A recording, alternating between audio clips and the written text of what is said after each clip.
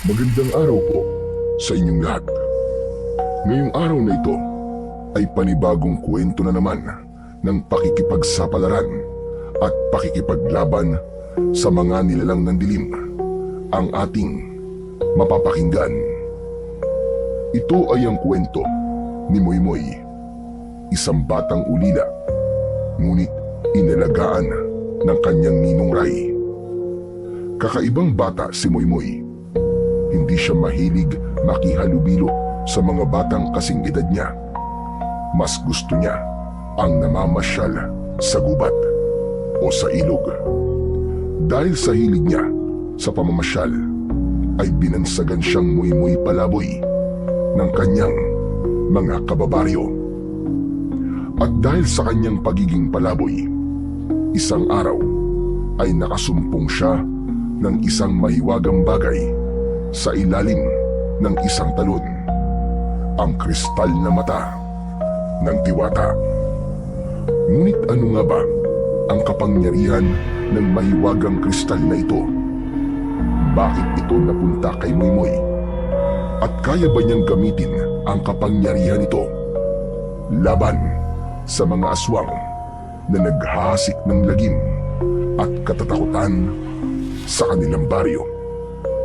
Yan ang ating malalaman sa kwento ni Moymoy Palaboy at ang kristal na mata ng Diwata.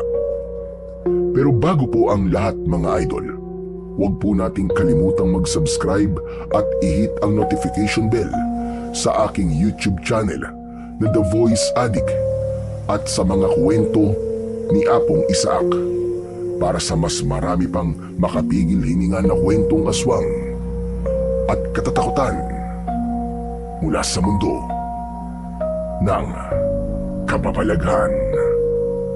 Umpisahan na po natin ang kwento. Sa isang liblib na baryo, sa paanan ng isang mataas na bundok, nakatira ang isang batang 12 taong gulang na si Moymoy. Masayahin siya, palatawa at kilala sa kanilang lugar bilang Moymoy Palaboy dahil sa kanyang hilig na gumala kahit saan, sa ilog, sa gubat o sa bukid. Madalas siyang napapagalitan ng kanyang ninong Ray dahil halos araw-araw ay uuwi siyang putikan, may gasgas sa tuhod o di naman kaya ay sugatan dahil sa kakaakyat sa mga puno. Ano ka ba naman, Moymoy? Ilang beses ko bang sasabihin sa'yo na huwag ka nang pupunta sa gubat na yun? Ikaw talaga, oo. May mga nilalang doon na hindi mo kayang harapin kapag natsyempoan mo. Ngunit imbis na matakot, ay ngumiti lang si Moymoy.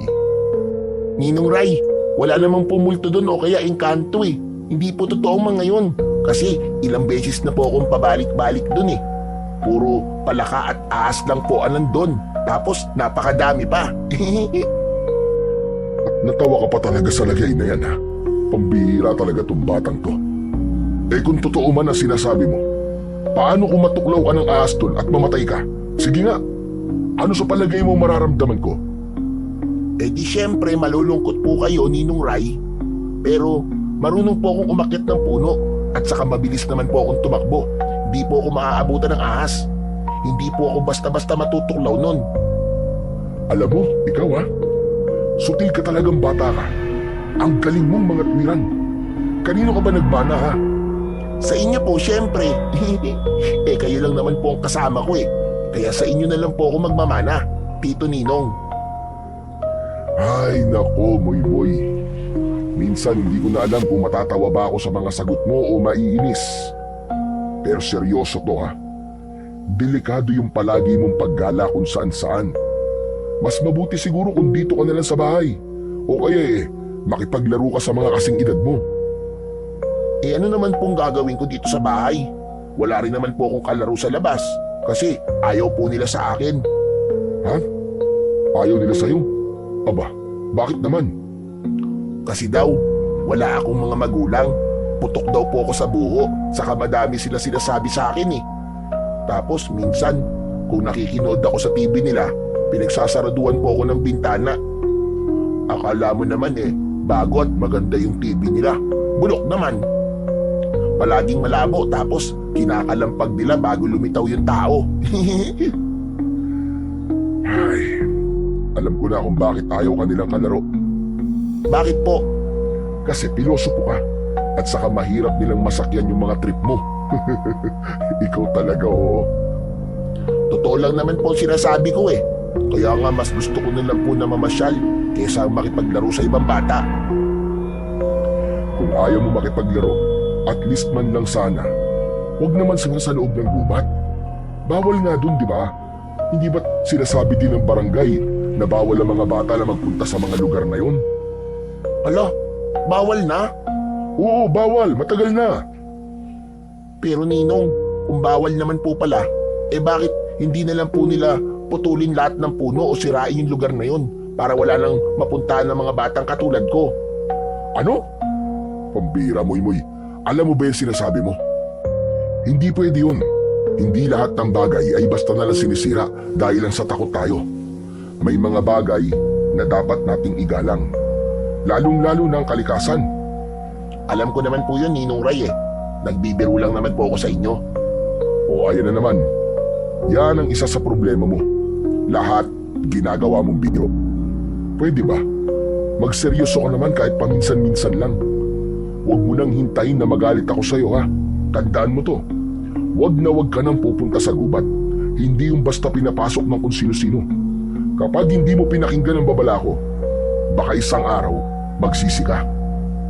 Opo, pasensya na po Ninong Hindi na po mauulit. Mabuti kung ganun. Hindi ako nagbibiro. Kung alam mo lang ang mga nangyari nun, siguro hindi mo nagugusto yung lumapit pa kahit sa gilid ng gubat na yun, Moy. Bakit, Ninong? Ano po nangyari noon? Gusto mo ba talagang malaman? Opo. Nako, nakakatakot to. Baka matakot ka. Ako matatakot? Hindi po Matapang po kaya ako. At yan ang kinakatakot ko, Mimoy. Hindi lahat ng matapang ay ligtas. Minsan, yung matitigas ang ulo, sila ang unang napapahamak. Ninong naman ang dami niyo pang paligoy-ligoy O sige na, makinig kang mabuti. Nung araw, marami kasi ang naliligaw at nawawalang tao sa gubat. Bata, matanda, hindi na sila nakakabalik. Bakit hindi na po sila nakakabalik? Kasi may mga nilalang na nakatira roon. Mga nilalang na hindi mo pa kayang harapin. May nagsasabing aswang ang nakatira sa pinakaloob ng gubat. Yung iba naman sinasabing engkanto daw na nang-aakit ng tao para iligaw sa gubat. Talaga? Baka naman gawa-gawa lang na matatanda yung kwento na yun para matakot ang mga bata. Ay nako, ewan ko sa'yo. Bahala ka kung ayaw mo maniwala. Kasi po, parang imposible naman po talaga Pero sige na nga Ninong, hindi na po ako pupunta doon. Totoo yan ha. Hindi mo na uulitin ha. Promise ha. Opo, promise. Sa ngayon. Aba, ikaw talagang bata ka. Hindi ka ba natatakot maski konti? Hindi po. Napailing na lamang si Nining Ray. Sabay tayo para kumuha ng bulok. Sanay na siya sa katigasan ng ulo ng kanyang pamangkin. Sa kabila ng palabiro at masayahin ng bata, alam niyang puno ito ng kuryosidad at tapang. Mga katangiang maaaring magdala sa kanya sa kapahamakan kung hindi maaagapan. Lumapit siya sa pinto at tumingin saglit sa labas. Sa di kalayuan ay tanaw niya ang gubat na paulit-ulit niyang ipinagbabawal sa bata.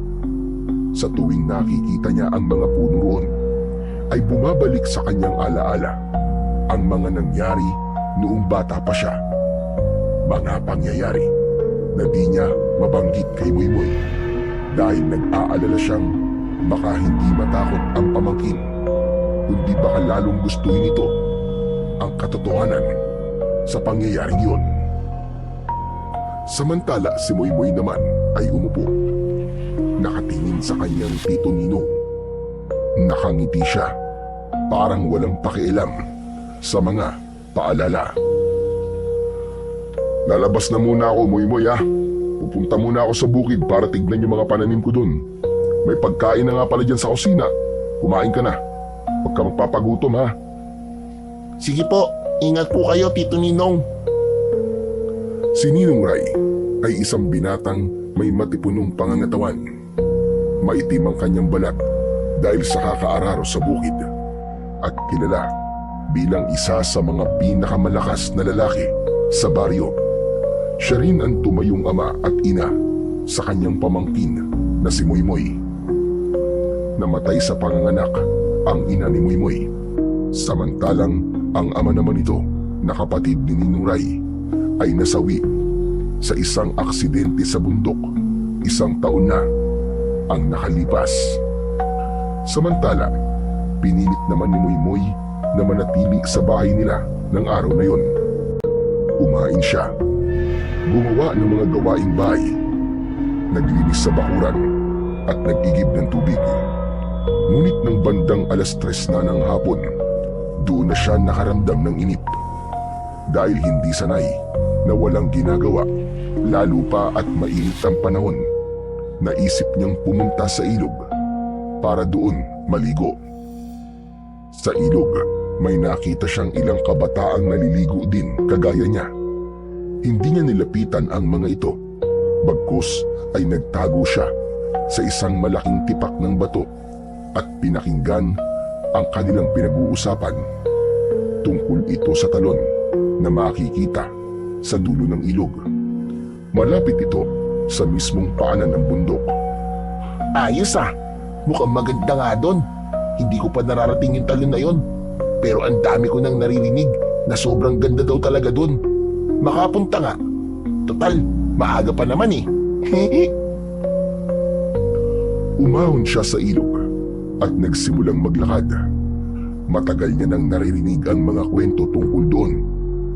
May mga nagsasabing sagrado ang talon, tahanan ng mga diwata.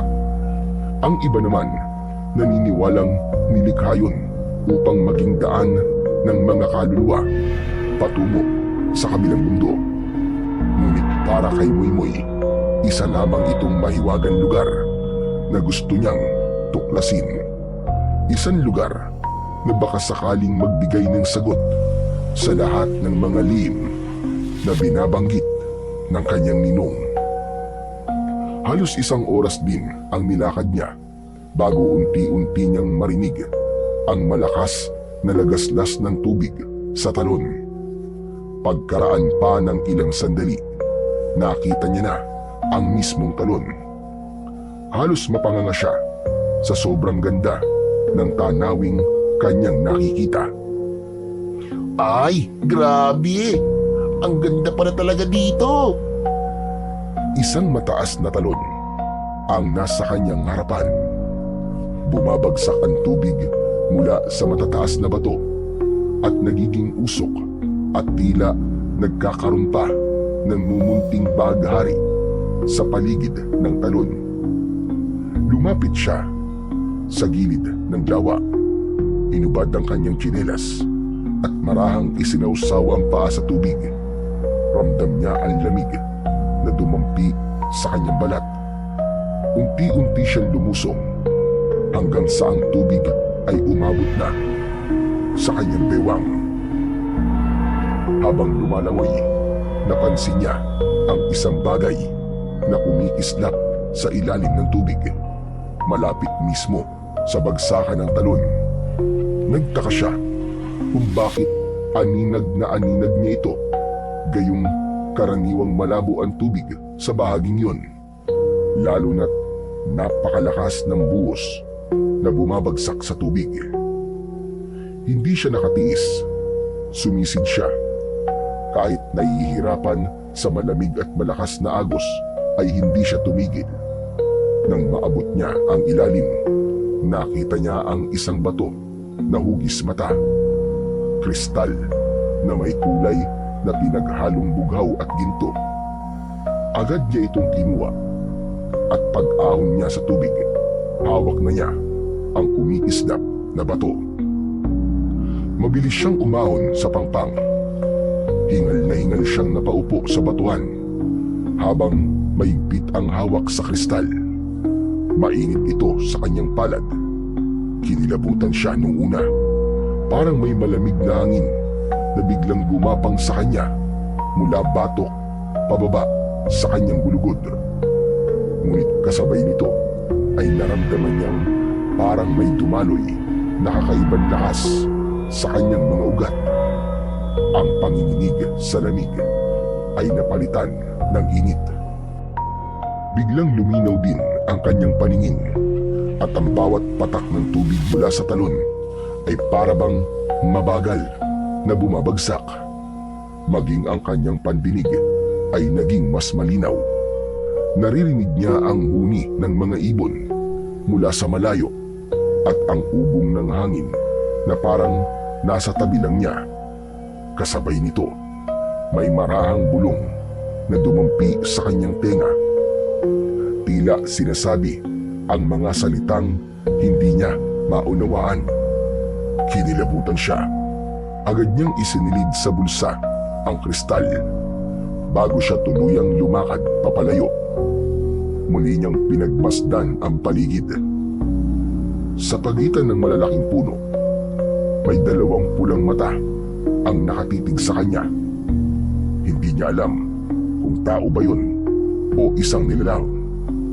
Nanlamig ang kanyang katawan at bago pa siya lamunin ng takot, mabilis siyang tumakbo palayo sa lugar na yon. Pagdating niya sa bahay ay nakita niyang nag-aabang sa may pinto ang kanyang ninuray.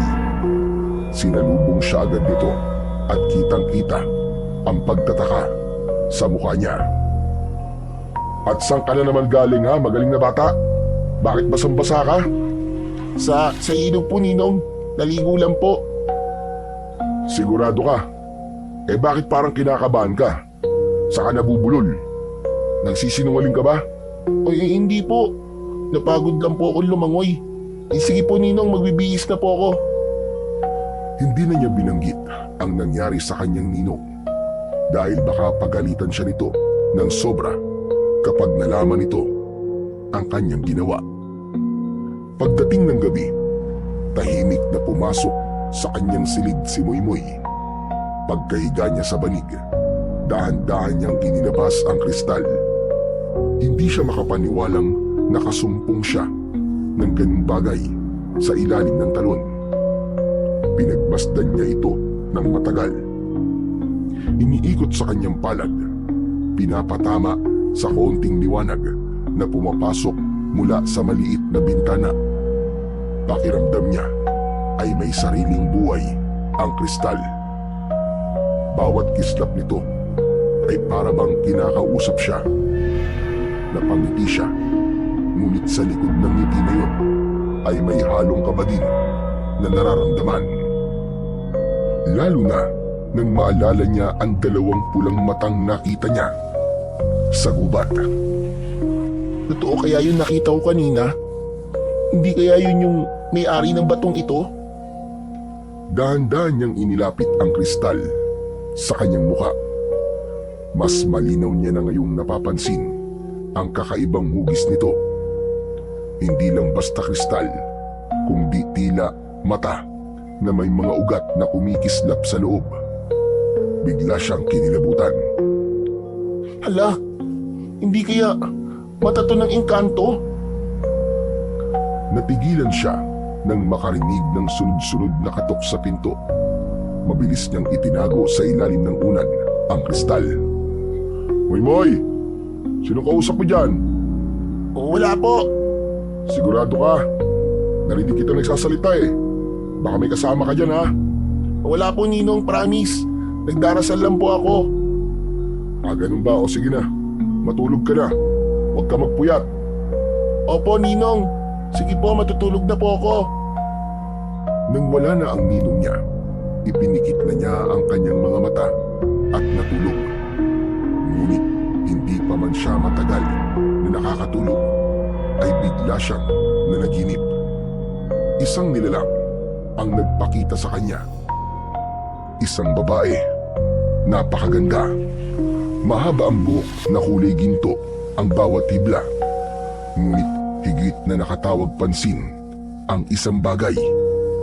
Nakapiring ng pulang tela ang isang mata ng diwata. Teka, sino ka? Bata, ako ay isang diwata. Ako ang may-ari ng bagay na kinuha mo sa talon. Hindi isang ordinaryong bato yan. Yan ay ang aking mata. Ninakaw sa akin ng mga nilalang mula sa kadiliman. At ngayon ay ikaw ang nakasumpong. Nanlaki ang mga mata ni Moymoy sa sinabi ng diwata. Ano po? Mata niyo po? Tsaka diwata po kayo? Teka, hindi ko po maintindihan. Dahan-dahan ay inalis ng diwata ang pulang piring na nakatakip sa kanyang kaliwang mata at tumambad ang kabuang muka ng diwata. Sa kanyang kanang mata ay kulay bugaw ito, ngunit ang kaliwa ay butas, parang isang malalim na kawalan. Nang titigan ito ni Moymoy, pakiramdam niya ay nahulog siya sa isang malalim na bangin. Huwag kang matakot, bata. Hindi ako isang kaaway. Ako si Luwalhati. Masaya akong natagpuan mo ang aking mata. Po, kaya po ba kayo nagpakita sa akin ay dahil gusto niyo na po itong kunin? Hindi, bata. Hindi pa ngayon ang oras para kunin ko ang aking mata. May kailangan ka pang gawin. May paparating na panganib. May mga nilalang ng dilim na mag-aasik ng kasamaan dito sa inyong baryo. Ang aking mata, magagamit mo yan para ipagtanggol ang lahat laban sa kanila. Teka, bakit po ako? Hindi naman po ako bayani. Bata lang po ako. Palaboy nga po ang tawag nila sa akin eh. Ngunit ikaw ang pinili ng kapalaran. Ikaw ang nakasumpong sa aking mata. Ikaw ang pinili at karapat-dapat na mag-ingat nito. Pero hindi ko po kaya. Ano po ba kasing nilalang yung sinasabi niyo? Mga aswang. Aswang? Kung ganun po eh. Totoo mga aswang? Totoo sila. Tulad ko. Tulad namin. Biglang nagsumputan ang iba't ibang klaseng nilalang na noon ay nababasa lang ni Moymoy sa mga kwento at alamat. Mula sa gilid ng diwata ay lumitaw ang isang kapre, matangkad at may hawak na nagbabagang tabako. Namumula ang mga mata nito, ngunit hindi nakakatakot ang kanyang mga titig. Umakyat naman sa tabi niya ang isang diwende, isang maliit na nilalang na may mahabang balbas at nakasuot ng sombrerong kulay luntian. Nakangiti ito sa kanya. Sumunod na lumitaw ay ang tikbalang na dumungaw mula sa bukas na bintana. Isang nilalang na kalahating tao at kalahating kabayo. Napalunok si Moymoy at halos hindi makapaniwala. Kapre? Diwende? Tikbalang? Lahat sila? Totoo? Tama ka, bata. Totoo silang lahat. At alam mo bang matagal ka rin nilang sinusubaybayan? Kilala ka nila at palagi ka nilang iniingatan kapag nagpupunta ka sa loob ng gubat. Natutuwa sila sa iyo, Moymoy. Ala, ganun po ba? Hindi ko po alam na may nakabantay sa akin. Palagi, Moymoy.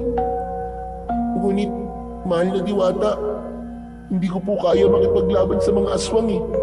Ibinabalik ko na po sa inyo ang inyong mga mata. Uulitin ko sa iyo. Hindi pa oras, Moymoy. Kailangan mong hawakan at gamitin yan para iligtas ang inyong baryo laban sa mga aswang. Pero, paano po ako lalaban? Hindi naman po ako malakas eh. Hindi mo kailangan maging malakas, Moymoy. Ang kapangyarihan ng mata ay sapat na. Ang kailangan mo lang ay maging buo ang loob mo. Kailangan mong tanggapin ang responsibilidad kahit nakakatakot at kahit mahirap. Napabalikwas si Moymoy mula sa higaan. Pawis na pawis at hingal na hingal. Agad niyang sinilip ang ilalim ng unan. Nandoon pa rin ang kristal. Tinignan niya ang kabuuan ng kanyang kwarto. Wala na ang diwata. Wala na ang ibang nilalang na kasama nito. Ang naiwan, ang bukas na bintana na alam niyang nakasarado bago siya mahiga at matulog. Ala, anong gagawin ko? Ano ba kasi itong napasok ko? Lagot na. Dahan-dahan siyang bumangon at lumapit sa bintana. Sinilip niya ang labas, pero tahimik ang bakuran. May mga nakita siyang mga alitaptap na pinapalibutan ang isang puno. Walang tao, walang kakaibang nilalang. Ngunit hindi maalis kay Moymoy ang pakiramdam na may nakatingin sa kanya mula sa dilim. Mabilis niyang isinara ang bintana at isinuksok ang kahoy na pangsara. Bumalik siya sa higaan, ngunit hindi siya mapalagay. Kinuha niya muli ang kristal at pinagmasdan. Kumikinang ito kahit walang ilaw. Ikaw ang mata ng diwata. Pero bakit ka sa akin sumama? Bakit ako ang napili mo? Nang wala siyang nakuwang sagot, ay muli niyang ibinalik ito sa ilalim ng kanyang unan. Sana pagising ko bukas, wala na to. Sana, panaginip lang talaga ang lahat. Kinabukasan, maaga pa lang ay gising na si Moymoy. Hindi siya gaanong nakatulog dahil paulit-ulit na bumalik sa kanyang isip ang kanyang panaginip tungkol sa diwata at sa mga nilalang na nakita niya. Habang kumakain sila ng sinangag at pritong isda, napansin ni Ninong Ray na tahimik ang kanyang pamangkin. Hoy Moymoy, bakit ang tahimik mo ha? Kanina ka pa hindi nagsasalita. May masakit ba sa'yo? Wala po, Ninong. Hindi lang po ako nakatulog ng maayos kagabi. Ano? Bakit naman? Hindi ko po alam eh. Siguro po may insomniac ako. Anong insomniac? Baka insomnia, yung hindi makatulog. Ikaw talaga oo. Ay, yun nga po. Ay nako, sige na kumain ka na. Pasensya ka na. Hindi lang ako sanay na ganyan ka eh.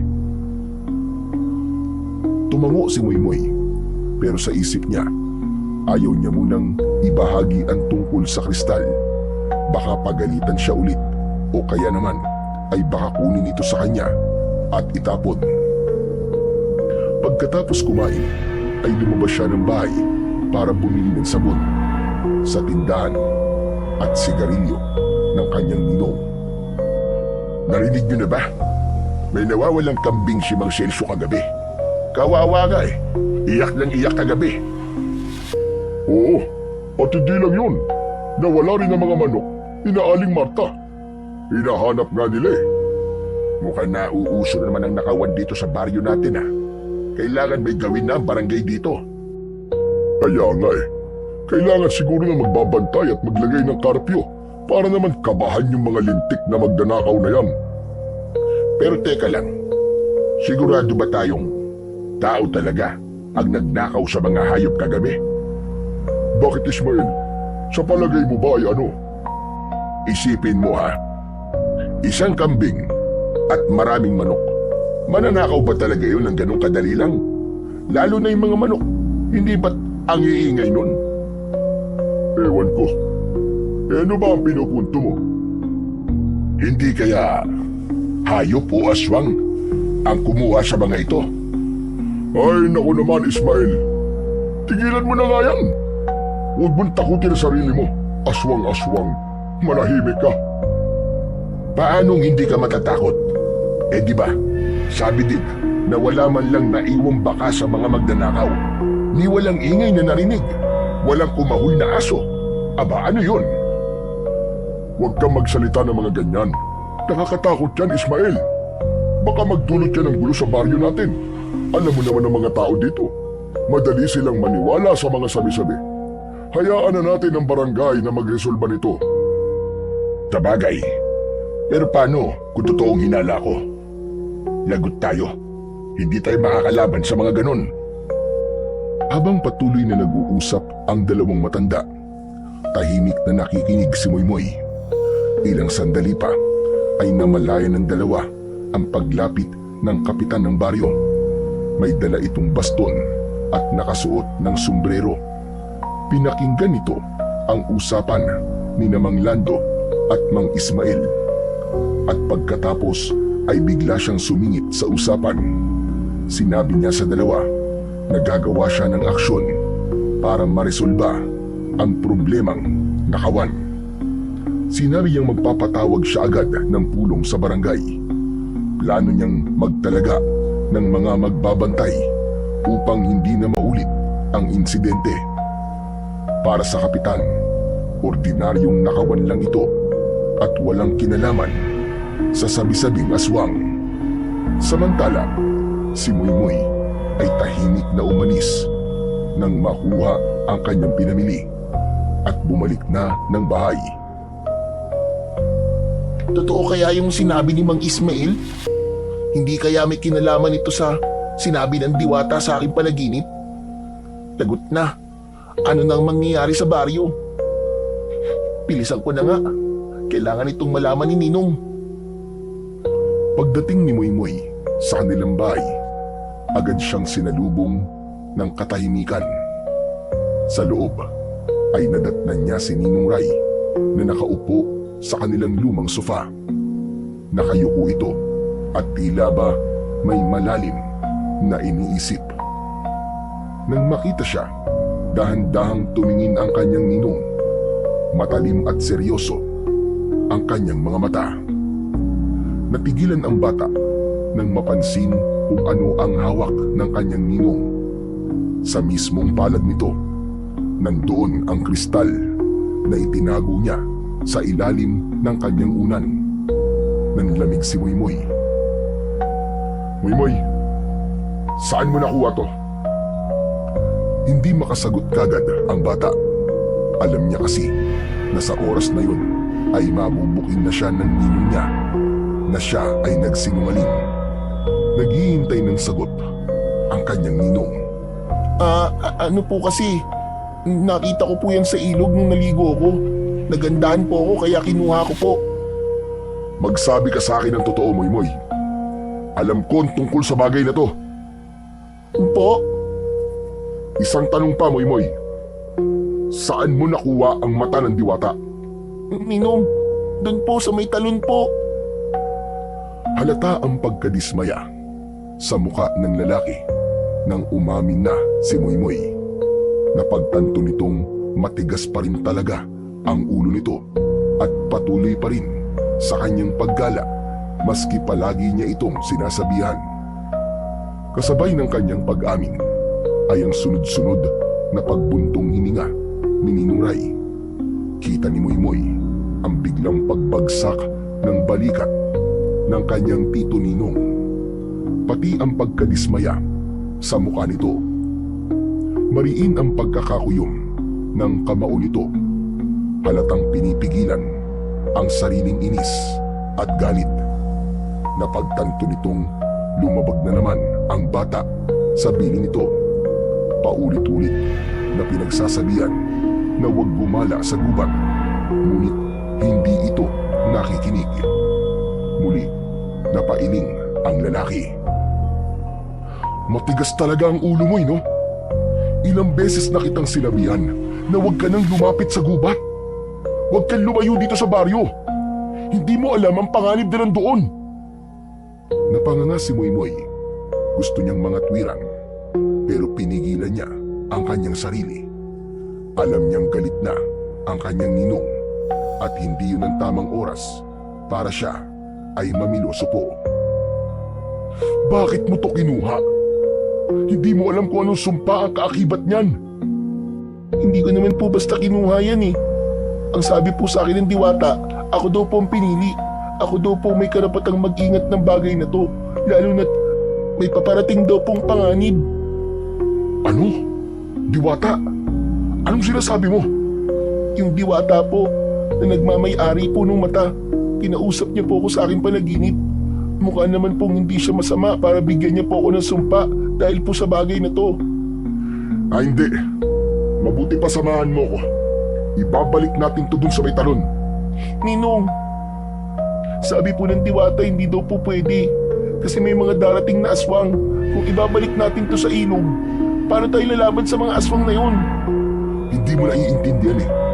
Ang mata ng diwata, kapag hawak mo yan, para ka na rin nagbukas ng pinto para makita ang lahat ng nilalang, mapaliwanag man o dilim. At kapag nalaman ng mga nilalang ng kadiliman na ikaw ang may dala niyan, hindi ka nila titigilan. Susundan ka nila saan ka man magtago. At hindi lang ikaw ang mga nganib, pati na ang buong baryo.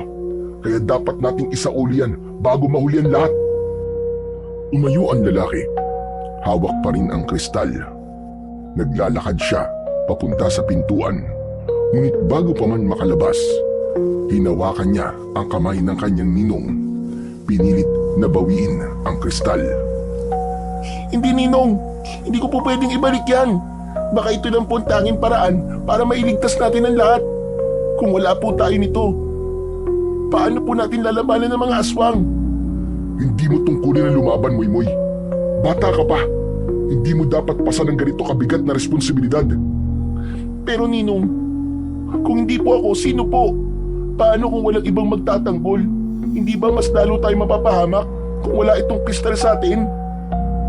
O sige, kung ayaw mong ibalik yan, sige, huwag nating ibalik. Pero kaya mo ba talaga? Paano kung maraming aswang ang biglang sumugod dito sa bahay? Kaya mo ba silang labanan? Kaya mo ba silang harapin ng mag-isa? Natahimik si Moymoy sa sinabi ng kanyang tito Ninong. Wala siyang maisagot. Alam niyang tama ang ninong niya. Wala siyang sapat na lakas para lumaban. Hinawakan ni Ninong Ray ang balikat ng kanyang pamangkin. Yumuko siya para tumapat ang kanyang muka sa mata ni Moymoy. Alam mo ba kung ano ang mga itsura nila, ha Moymoy? Alam mo ba? Opo, nabasa ko na po sila sa comics at napanood ko po sa TV.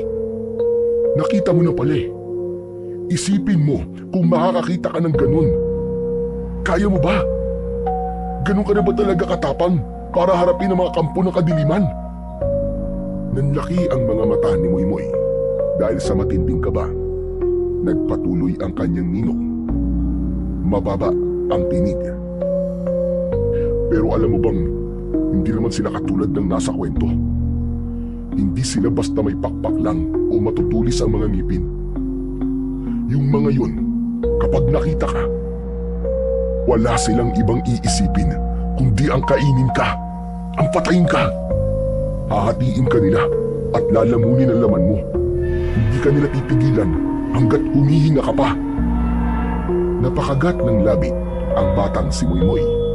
Ramdam na ramdam niya ang malamig na pawis na tumutulo mula sa kanyang noo.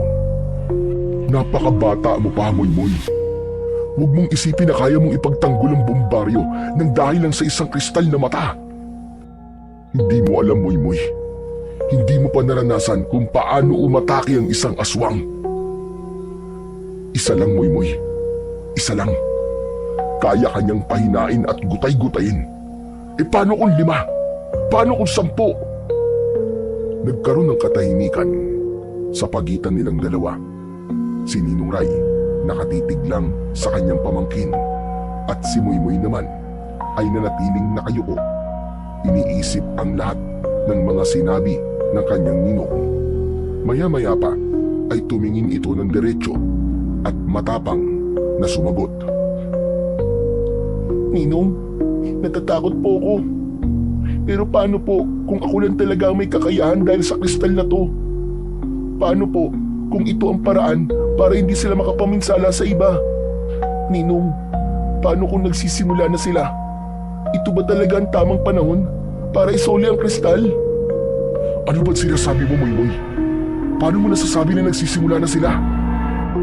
Kasi po, Ninong, dun po sa may tindahan narinig ko po sila. Sabi nila, may mga alagang hayop daw po sila na nawawala. Mga kambing at manok. Tapos, wala naman silang nakitang mga bakas. Eh baka naman magnanakaw lang ang dumali nun. Sabi po ni Mang Ismael, baka raw po isang aswang. Tapos naniwala ka naman. Opo, kasi posible naman po talaga eh. Binalaan ako ng diwata na may paparating na panganib. Tapos may mga ganitong insidente sa baryo natin. Maniniwala ho talaga ako. Sandaling napatitig si Ninuray. At ilang sandali pa, hinawakan nito ang palad ni Moymoy. At ipinalahad. Itinapat niya ang kristal sa palad ng kanyang pamangkin. Ayoko man, pero sige. Mukhang wala na rin akong magagawa. Sa'yo talaga siguro to nakalaan. Pero sana mag-iingat ka ha, Moymoy. At sana, huwag mong gagamitin ito sa sariling kapakinabangan. Isa lang ang layunin nito. Protektahan ng baryo laban sa kasamaan. Dahan-dahan itong tinanggap ni Moymoy. Paglapat ng kristal sa kanyang mga kamay, muli niyang naramdaman ang kakaibang init na nagmumula dito. Humigpit ang hawak niya dito. Payag na po kayong gamitin ko to, Ninong. Oo, Moymoy. Pero hindi ibig sabihin yan ay pinapayagan na kitang makipaglaban kahit kanino. Tutulungan kita. Tulad ng sabi ko kanina, hindi mo obligasyon na ipagtanggol ang baryo. Lahat tayo ay merong obligasyon. Ang laban ay hindi lang para sa'yo. Ito ay laban ng lahat.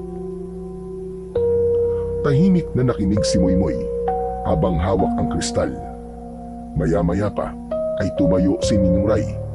Isinuot nito ang kanyang sombrero at kinuha ang gamit na pangbukid na nakasandal sa gilid ng pintuan. Bago umalis, ay tumingin pa ito kay Moymoy. Dito ka lang sa bahay ah. Huwag ka nang gumala kung saan-saan. Opo, Ninong.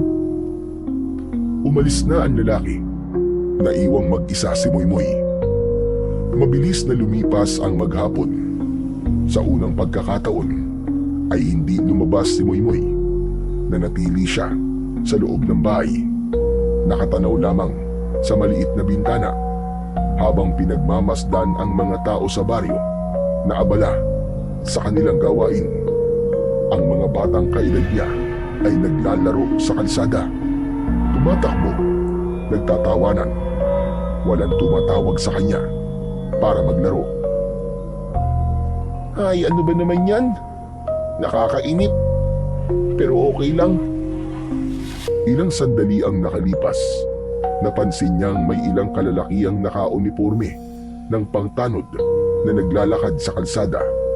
Bitbit nila ang mga pamalo at may ilan ding may mga dalang flashlight. Seryoso ang kanilang mga muka habang tinataak ang daan papunta sa labas. Maya-maya pa, nakita niyang dumating na ang kanyang Ninong Ray na may dalang mga inaning gulay.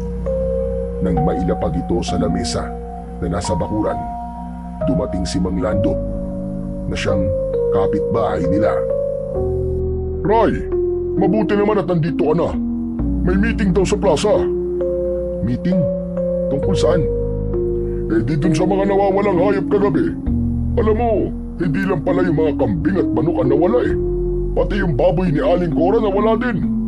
Sayang, malapit na daw mga anak yun. Kaya nagpatawag ng meeting si Kap para daw pag-usapan natin ang seguridad sa baryo. Kasi baka merong gumagalang magnanakaw dito sa baryo natin. Tumango-tango si Ray. Sabay sinipat ang mga tanod na patuloy pang naglalakad papunta sa direksyon ng plaza. Ganun ba? O sige, magbibihis lang ako, Mang Lando. Tapos susunod na rin ako dun. O sige, Ray. Kailangan din kasi talaga nating marinig kung ano ang plano ng barangay.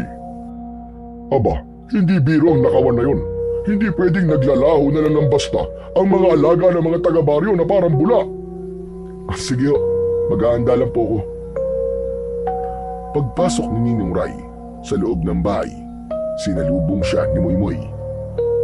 Ninong, pwede po ba ako sumama? Wag na, dito ka na lang. Pero maghapon na po ako nakatunga dito sa bahay. Sige na po, payagan niyo na po ako. Makikinig lang naman po ako eh. Promise, hindi po ako manggugulo. Ay nako, sige na nga, sumama ka na. Gagayak lang ako. Nang matapos magbihis, sumama na si Moymoy papunta sa plaza. Pagdating nila doon, ay nakita nilang halos puno na ng mga taga-baryo ang maliit na bulwagan. Karamihan sa kanila ay nakatayo lang, habang ang iba naman ay nakaupo sa mga monoblock. Maingay ang mga tao, kanya-kanya ng mga komento. Iba-iba ang pinag-uusapan. Maya-maya pa ay dumating na ang kapitan at nagsimulang magsalita sa harap ng kanyang mga kababaryo. Sinimulan niya ang usapin tungkol sa nakawan, kung sino ang mga naging biktima at kung ano ang posibleng solusyon sa problema nilang yon. Nagbulungan ang mga tao. Ang ilan ay halatang nag-aalala, habang ang iba naman ay galit at desperado. Kailangan mahuli ang magdanakaw na yan, kung sino man siya. Hindi natin pwedeng palampasin ito. At kung mahuli man natin yan, kailangan putulin ang kanyang mga kamay. Walang hiya siya. Hindi marunong lumaban ng patas. Ang gusto nanlalamang ng kapwa. Huwag naman ganyan, Lando. Hindi naman makatarungan yung puputulin natin ang kamay niya. Labag sa batas yun. Baka mas lalong lumala ang gulo. Hindi tayo hayop para gawin ng ganun. Ang kailangan natin ay hulihin siya at ipaubaya sa mga pulis. Nagkatinginan ang mga tao. May ilan na pumayag sa sinabi ni Mang Ismael. Ngunit meron ding mga sumang-ayon kay Mang Lando. Nagsimula na namang umubong ang ingay sa bulwagan. Kanya-kanya sila ng opinyon. May isang tatay na nagsalita mula sa dulo ng bulwagan at sumang-ayon kay Mang Lando. Ayon sa kanya, kung hindi sila magpaparusa ng masakit, hindi matatakot ang mga magnanakaw at uulit-ulitin lang ang kanilang gawain. Pero agad itong tinutulan ng isa pang matanda na nagsabing hindi dapat dumaan sa dahas ang baryo. Habang patuloy ang pagtatalo, nanatili lang sa gilid si Moymoy, nakikinig at nakatitig sa mga nagsasalita. Nararamdaman niyang tumitindi ang tensyon sa bulwagan. Ang ilan ay galit, ang iba naman ay takot, at meron ding ayaw na makisali. Sa bandang unahan, muling nagsalita ang kapitan upang pakalmahin ang lahat. Ipinaliwanag niya na ang layunin ng pulong ay hindi para mag-away-away sila, kundi para magtulungan at magkaisa. Binigyang diin niyang kailangan nilang magbantay at magtulungan upang maiwasan ang susunod pang pagkawala ng mga alaga. Unti-unting natahimik ang mga tao, bagamat halata pa rin ang pagkadismaya at pagkabalisa sa kanilang mga muka. Si Moymoy, habang nakikinig, ay mas lalong nakaramdam ng kaba. Sa kanyang isip, naalala niya ang babala ng diwata. Ang pagkawala ng mga hayop ay baka hindi lang gawa ng magnanakaw, kundi ng mas malalang nilalang. Nagpatuloy ang kapitan sa pagpapaliwanag ng mga plano. Iminungkahi niyang magtulungan ang bawat pamilya, mag-ambag ng ilaw o kahit simpleng tansan na may pisi para magsilbing alarm kapag may gumagalaw sa bakuran. Sa tabi, may ilan na pumayag at nagbigay ng kanilang suwestyon. May iba namang hindi kumbinsido at nagkibit balikat lang, tila wala ring tiwala na may mangyayari. Oh, bakit ganyan ang mga reaksyon nyo? Ano, wala kayong pakialam sa nangyayari sa baryo? O sige, paano kung kayo manakawan? Tapos kami ang magkibit balikat at hayaan lang kayo. Aba, nasa iisang baryo lang tayo. Dapat magtulungan tayo sa problema na to. Tama si Mang Lando. Kung hindi natin ito aayusin, baka pati mga bahay na natin pasukin. Kaya nga, lahat tayo magtulungan. Huwag nating iasan lahat ng trabaho sa mga tanod at sa barangay. Tama si Mang Ismael. Kaya makinig kayo kay Kapitan. Kung gusto nating masolusyonan kaagad to, kailangan nating magtulungan. Hindi pwedeng isa o dalawa lang ang magbabantay. Konti lang ang tanod at hindi nila kayang bantayan ng buong baryo. Kaya dapat, Kap, lahat ng mga lalaki magbantay. Magkaroon tayo ng schedule, palitan sa pagbabantay sa gabi. May ilang napailing at hindi sang-ayon sa sinabi ni Ray. Karamihan sa kanila ay sinabing may mga anak sila na kailangan bantayan, lalo na sa gabi. Ang iba naman ay may trabaho tuwing umaga, kaya hindi pwedeng magpuyat. Kanya-kanya na ng dahilan ang mga ayaw makiisa. Pwede naman pong hatiin eh. Bawat kanto po ng baryo may tig-dalawa lang. Hindi naman din kailangan lahat magdamag. Pwede naman pong palit-palitan kada oras para hindi po mabigat. Napatingin ang mga tao sa kanya. Tahimik sandali. Tila nagulat ang lahat na sumali sa usapan ang isang bata. Pero napatango si Kapitan. Napangiti si Mang Lando. Alam nilang may punto ang bata. Kita niyo na, mabuti pa ang bata marunong mag-isip. Nagpatuloy ang diskusyon hanggang sa huli ay nagbutuhan kung sang-ayon ba ang mas nakakarami sa plano. Isa-isang nagtaas ng kamay ang mga lalaki bilang tanda ng kanilang pagpayag. Ang mga kababaihan naman ay nagsabing handa silang maghanda ng kape o pagkain para sa mga nakatoka. Sa huli, nagkasundo ang lahat na magsisimula ang pagbabantay sa bawat kanto ng baryo. May nakatalagang grupo bawat gabi kasama ng tanod para masiguro ang kaligtasan ng buong baryo. Tahimik nang umiti si Moymoy. Kahit bata pa siya, nakadama siya ng tuwa dahil sa simpleng suwestyon niya, nakatulong siya sa kanilang komunidad. Pagkatapos ng pulong ay nagsiuwian na ang mga tao. Kasama sa unang batch ng mga magbabantay ang kanyang ninong Ray. Pagka-uwi nila ni Moymoy ay agad na naghanda siya. Kumuha siya ng flashlight at isang maliit na bag na may lamang tubig at ilang biskwit. Nang sumapit na ang gabi ay kinausap niya muna at binilinan ang pamangkin. Dito ka lang sa bahay ha. Isarado mo mabuti ang mga pinto at bintana. Huwag na huwag kang lalabas kahit anong mangyari. Huwag ka rin mabubukas ng pinto kahit na ang kumakatok ay kilala mo pa. Tandaan mo yan, Moymoy ha. Opo, Ninong. Nang umalis na si Ninong Ray, agad na isinara ni Moymoy ang pintuan at agad niya tong tinalian. Tinigurado niyang walang kahit na ano na nakabukas. Pagkatapos, saka siya pumasok sa kanyang silid. Inilagay niya sa ilalim ng kanyang unan ang kristal at saka nahiga. Samantala, sa labas naman ay seryosong nakaupo ang dalawa, si Mang Lando at Ninong Ray. Nasa kanto sila, malapit sa isang puno ng akasya. Madilim ang paligid, tanging ilaw lang ng malamlam na poste ang nagbibigay ng liwanag sa kanilang pwesto. Hanggang sa nagbukas ng usapan, si Mang Lando. Paano kapag tayo nakahuli sa magnanakaw? Anong gagawin natin? Alam mo, para sa akin, dapat turuan talaga siya ng leksyon eh. Hindi pwedeng palampasin ang pamimerwisyo niya. Kung ako lang ang masusunod, bubugbugin natin yun para matakot. Tama-tama. Maganda at ikaw ang nakapartner ko. Alam ko naman ang reputasyon mo dito sa baryo. Ngayon mo patunayan ang sinasabi nilang ikaw ang pinakamalakas dito sa baryo. Mang Lando naman, sino po ba nagsabi sa inyo niyan na ako ang pinakamalakas? Hindi naman totoo yun eh. Sabi-sabi lang yun.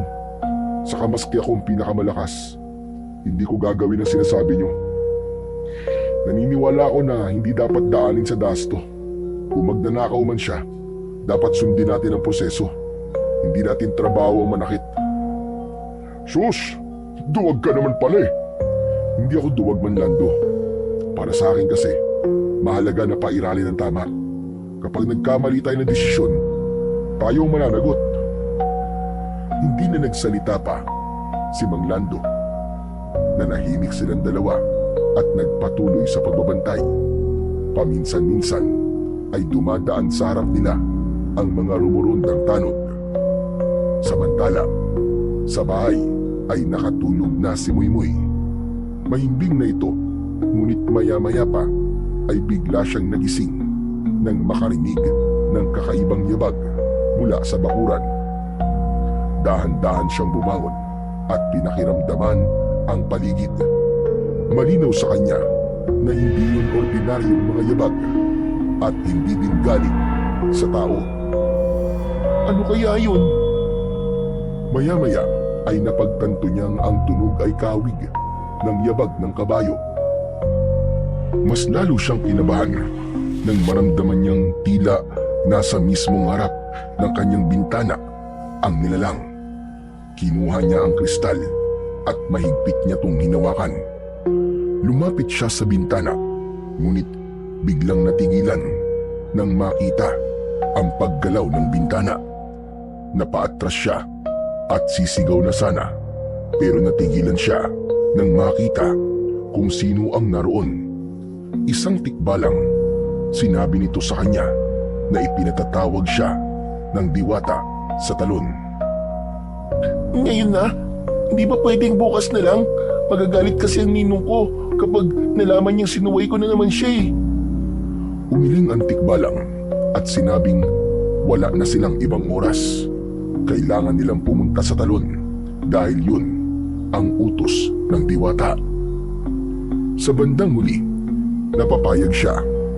Umakyat siya sa likod ng tikbalang at mahigpit na kumapit. Tahimik silang umalis ng bakuran at naglakad ang tikbalang sa kalsada. Halos yumuko siya nang makita si Mang Lando at ang kanyang ninong Ray. Sandali lang, huwag tayo dyan dumaan. Makikita ako ng ninong ko eh. Malalagot ako doon. Ngunit nagpatuloy lamang ang tikbalang at parang hindi siya narinig. Pero nang dumaan na sila mismo sa harap ng dalawa, ay parang wala silang nakita, ni hindi nila naramdaman ang kanilang presensya. Makalipas ang ilang sandali, narating na nila ang talon. Lalong namangha si Muymoy. Ibang-iba ang anyo nito sa gabi. Ang mga puno sa paligid ay nagliliwanag dahil sa napakaraming alitaptap na umaaligid. At sa likod ng mga punong ito, doon lumitaw ang diwata. Oras na para magsanay ka. Malapit na ang laban. Ang mga aswang ay naririto na at nagsimula ng magasik ng lagim. Kailangan mo matutunan kung paano palakasin at gamitin ang kapangyarihan ng aking mata. Nandito na po ang mga aswang. Kung ganun, sila nga po ang dahilan ng mga pagkawala ng hayop dito sa lugar namin. Tama ka. Sila nga ang may gawa nun. Totoo po ba ang sinasabi niyo? Hindi ka ba naniniwala sa akin? Kasi po... Nang hindi makasagot si Muymoy, ay biglang tila nahulog siya sa isang napakalalim na butas. Naramdaman niya ang biglaang paghila sa kanyang katawan pababa. Umikot ang kanyang paningin. Halos mahilo siya sa bilis ng pagbabago ng paligid. Hanggang sa isang kisap mata lang, nag-iba ang lahat. Nasa loob na sila ng madilim na gubat. Agad niyang naamoy ang mabahong amoy na parabang amoy ng nabubulok na karne. Mula sa hindi kalayuan ay narinig niya ang malinaw at kakaibang tunog ng paglasab at malalim na pag-ungol. Dahan-dahan siyang tumingin sa direksyon ng ingay at nanlaki ang kanyang mga mata. sa kanyang nasaksihan. Diyos ko po, mga aswang, ang dami nila. Tama ka. Yan ang mga aswang na naghasik ng gulo at katatakutan sa baryo nyo. Natakot si Moymoy, lalo na nang mapagmasdan niyang mabuti ang mga ito. May ilan na mahahaba ang dila na parabang ahas at ipinapasok nila sa bangkay ng mga manok. Meron ding baka at baboy. Ang iba naman ay may mga pakpak na malalaki at kulubot, nakasampay sa mga sanga at nanginginain ng pinilas na laman ng kanilang biktima. Ang ilan ay baluktot ang katawan, mahaba ang kamay na may matutulis na kuko, mapupula ang kanilang mga mata. Sa gitna ng mga ito ay may isang dambuhalang aswang na halos kasing laki ng kalabaw. Nilalantakan nito ang isang malaking baka. Nilalapa nito ang laman, dinudurog ang mga buto at nilulunok na parang wala lang. Napaatras si Moymoy at halata sa kanya ang bagyang panginginig dahil sa nerbiyos at takot. Huwag nang matakot. Hindi nila tayo nakikita at narinig. May kakayahan akong maglaho sa kanilang paningin. Kaya't para sa kanila, wala tayo rito. Talaga po? Siguro kaya hindi ako nakita nila Ninong kanina kasi may kapangyarihan din taga-Bulagan Tikbalang. Oo naman. Meron din siya. At ikaw, kaya mo din. Ngayong nasa iyong aking kristal na mata, lahat ng kapangyarihan meron ako ay magiging kapangyarihan mo din. Kaya mong gawin ito. Kaya mong maglaho sa paningin ng sinuman. Wow! Ang galing nun kung sakali! Kaya nga dapat mong matutunan kung paano gamitin ng tama ang kristal. Napakurap si Moymoy. Hindi siya makapaniwala sa narinig. Nilingon niya ang mga halimaw na patuloy sa kanilang paglamon at muling bumaling sa diwata. Sige po, turuan niyo po ako kung paano gamitin ng tama ito. Mabuti naman. Pero itong tatandaan mo, ang laban na iyong kakaharapin ay hindi isang laro. Ang bawat pagkakamali mo, maaari mong ikapahamak at ng inyong baryo. Tahimik na tumango ang bata. Muli, kumpas ang diwata at sa isang iglap, muling naramdaman ng bata ang biglang tila pagbulusok pa ibaba. Nahilo siya at sa sandaling imulat niya ang kanyang mga mata. Naroon na sila ulit sa tabi ng talon. Nakita niyang naroon ang mga kasama nilang Tikbalang at Kapre. Ngayong handa ka na, bata. Simulan niyo na ang pagsasanay. Lumapit ang Tikbalang at ang Kapre. Sila ang nakatakdang magsanay kay Moymoy. Ngunit bago sila magsimula, may inabot sa kanya ang Tikbalang. Isa itong kwintas na yari sa baging. May maliit itong sisidlan sa gitna. Sige, kunin mo ang kwintas na ibinigay niya. Ilagay mo dyan ang kristal. Sige po. Dahan-dahan itong ginawa ni Moymoy. At sa sandaling lumapat ang kristal sa sisidlan, agad itong nagningning ng matindi. Ang liwanag nito ay halos bumalot sa kanyang katawan. Sa harap niya, may hugis na unti-unting nabuo at nang mawala ang liwanag, isang sibat ang naiwan. Kumikinang ito na kulay ginto. Halos kasing taas niya ito at sa dulo ay may matulis na talim. Nanlaki ang mga mata ng bata. Dahan-dahan niyang inilapit ang kanyang mga kamay. Sa sandaling mahawakan niya ang sibat, muli itong nagliwanag at nagbigay ng banayad na kuryente sa kanyang katawan. Tanda na tinatanggap siya ng kapangyarihan ito. Akin po ba ito? Oo, yan ang sandata na ibinigay sa iyo ng kapangyarihan ng aking mata. Isa itong tanda na buong buo ka ng tinatanggap ng kristal. Kayo na ngayon ay iisa. At ang armas na yan, hindi basta ordinaryong sibat. Kayang pumuksan yan ng sangkaterbang aswang. Paano po ito gamitin? Kaya ka narito, Moy-Moy. Malalaman mo kung paano yan gamitin sa tulong nila. Sila ang gagabay sa iyo. Ganun po ba? Sige po, umpisa na po natin. Mabuti. Sige, simulan niyo na ang pagsasanay. Mula sa likuran ng diwata ay lumapit na ang kapre. Hawak ang isang malaking kahoy. Tumayo ito sa tabi ni Moy-Moy at tumingin sa kanya. Samantalang ang tikbalang ay dumistansya muna at tumayo sa di kalayuan.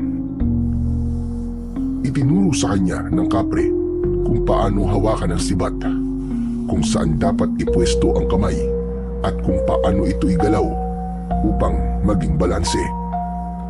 Habang hawak ni Moy-Moy ang sibat, dahan-dahan niyang sinunod ang bawat utos ng kapre. Mabigat ito sa una, ngunit habang tumatagal ay tila gumagaan, para bang kusa itong umaayon sa kanyang katawan. Tinapik siya ng kapre sa balikat at ngumiti. Salamat po, Mamang Kapre. Ang galing niyo po palang magturo. Nang matapos ang pagsasanay nilang dalawa, ay lumapit naman ang tikbalang sa kanya. Susubukan naman niya ang lakas at pokus ni Moy-Moy. Tinuruan siya kung paano bumato. Napakagat ng labi si Moy-Moy sa kaba. Tinignan niya ang isang malaking puno sa unahan. Mahigpit na hinawakan ng sibat at buong lakas na inihagis. Lumipad ito ng mabilis papunta sa puno at malakas na bumaon sa katawan nito. Inutusan siya ng tikbalang na tawagin ng kanyang sibat. Hindi niya maintindihan ang ibig sabihin ng tikbalang. Dahil nang humakbang siya para kunin ito, ay hinarang siya nito. Ang ibig sabihin ng tikbalang ay kunin mo ito sa pamamagitan ng iyong isip. Subukan mong kausapin ng iyong sibat. Utusan mo itong bumalik sa iyo. Yan ay hindi na lang basta bakal o ginto. Ito'y kabahagi na ng iyong katawan. Narinig noon ay pumikit ang bata at sa isip niya ay hiniling niyang bumalik ang sibat. Ilang saglit pa, bigla itong kumislap at naglaho sa puno. Sabay biglang lumitaw muli sa kanyang kamay. Namilog ang mata ni Moy-Moy. Totoo nga. Hala, grabe. Ang galing. Natawa ang kapre at tumango ang tikbalang. Mabuti, Moy-Moy. Madali mong natututunan ang mga bagay na dapat mong matutunan. Alam mo na ngayon kung ano ang iyong kapangyarihan. Basta maging matapang ka lang, maging matalino at patatagin mo ang iyong puso para manalo ka sa anumang laban na kakaharapin mo. Magtiwala ka sa sarili mong kakayahan. Salamat po, mahal na diwatang luwalhati. Utang ko po ang lahat ng ito sa inyo. Asahan po ninyo na hindi nagkamali ang kristal sa akin. Gagawin ko po ang lahat para ipagtanggol po ang aming baryo laban sa mga aswang. Pagkatapos ng kanilang pagsasanay, binasbasan siya ng diwata at sa pagkakataong yun, naramdaman ni Moy-Moy na tila nagbago ang kanyang buong pagkatao. Pakiramdam niya ay isa na siyang mandirigma na may tapang at lakas. Makalipas ang ilang sandali, pinayagan na siyang umuwi ng diwata. Nagpaalam na siya sa kanyang mga kasama. Inihatid siya ng tikbalang hanggang sa bukana ng gubat. At mula doon ay hindi na ito lumabas ng gubat, lalo na at malapit nang sumikat ang araw. Sinabi nitong hindi na siya nito maaaring samahan hanggang sa kanilang bahay. Kaya't naglakad na lang siyang mag-isa, dala-dala ang kanyang sibat na pinagkaloob sa kanya ng mata ng diwata. Habang naglalakad, ramdam niya ang kaba. Iniisip niya kung paano niya ipaliliwanag sa kanyang ninong ang pagkawala niya kagabi. Sigurado siyang iisipin na naman ng ninong niya na sinuway na naman niya ang bili nito. Kaya't nang makarating siya sa kanilang bahay, inihanda na niya ang sarili sa galit at sermon ng kanyang ninong. Pumasok siya sa bukas na pinto at nakita niya si Ninong Ray na nakadukdok sa mesa, tila puyat at pagod na pagod. Ninong, Biglang napaangat ang ulo ng lalaki nang marinig ang kanyang boses. Napatitig ito sa kanya na para bang nakakita ito ng multo. Gulat na gulat ito at tila hindi makapaniwala. Moy! Moy, ikaw ba yan? Totoo ka ba? po, opo, ako to. Bakit po ganyan ang reaksyon niyo, Ninong? Agad na tumayo si Ninong Ray at mabilis na lumapit sa kanya. Niyakap siya nito ng maigpit. Halos ayaw ng pakawalan. Narinig ni Moymoy ang maihinang singhot ng kanyang ninong. Umiiyak ito. Diyos ko, salamat at buhay ka. Akala ko hindi na kita makikita eh. Bakit niyo po nasasabi yan, Ninong? Kagabi lang naman po ako nawala. Kagabi lang? Ano ka, Moymoy? 5 araw ka na nawawala. Halos buong baryo naghahanap sa'yo. Ano po? Imposible yun. Isang gabi lang po, promise. Hindi. 5 araw na, Moymoy. At sa mga araw na yon, halos mabaliw ako sa pag-aalala. Akala ko kinuha ka na rin ng mga aswang, gaya ng iba pang nawawala. Saan ka ba kasi nanggaling, ha? Sinundo po kasi ako ng tikbalang tapos pumunta po kami sa talon. Nagsanay po kami kung paano gamitin ang kristal na mata ng diwata. Talaga? Kaya pala, kung ganun, ay dinala ka nila sa mundo nila. Kaya ang akala mo ay isang gabi ka lang na nawala. Pero ang totoo, iba ang oras sa mundo nila kesa dito sa atin. Ang isang gabi mo dun, inabot na ng 5 araw dito. Kaya grabe, malala ang pag-aalala ko sa'yo, Moymoy. Teka, ano ba yung hawak mo? Ibinigay ni Moymoy sa kanyang ninong ang sibat. At nang mahawakan ito ni Ray, napatitig siya sa sibat. Namutla at saka muling napaluwa. Nakita kasi niya ang isang kakaibang tanda sa sibat. Isa yung marka o tanda ng diwata. Ninong, ang sibat po na ito, lumitaw po mula sa liwanag ng mata. Ang sabi po ng diwatang liwalhati, akin na raw po talaga to. Magagamit ko daw po to sa pagpuksa sa mga aswang. Oo, Moymoy. Totoong magagamit mo ang sibat na to laban sa mga aswang. Pero Moymoy, sinuway mo ko. Hindi ka na naman nagpaalam sa akin eh.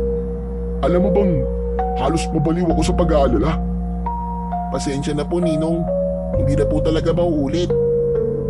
Hindi naman masama kung maulit pa. Basta siguraduhin mo lang na magpapaalam ka muna bago ka umalis. Naiintindihan mo? Talaga po, Ninong?